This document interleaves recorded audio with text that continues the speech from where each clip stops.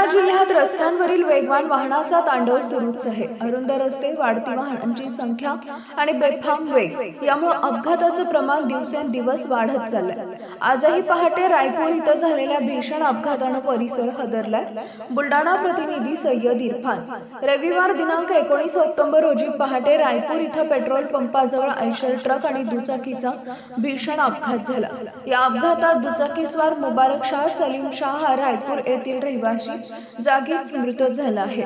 अधिकृत सूत्रांनी ही माहिती दिली आहे। दीपावलीचा सण सुरू असल्याने बाजारपेठा गजबजलाय। रस्त्यावर वाहनांची प्रचंड वर्दळ आहे। अशातच बेफाम वेगाने धावणाऱ्या वाहनांमुळे अपघातांची मालिका सुरूच आहे। रायपूर येथील या अपघातामुळे परिसरात एकच खळबळ उडाली आहे। घटनास्थळी पाहणाऱ्यांनी एकच गर्दी केली होती। दरम्यान रायपूर पोलिसांनी तात्काळ घटनास्थळी धाव घेतली।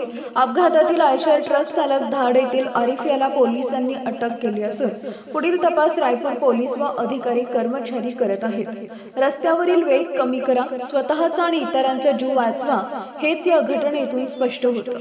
दीपावलीचा आनंद शोकात बदलू नये यासाठी सावध राहणं गरजेचं आहे।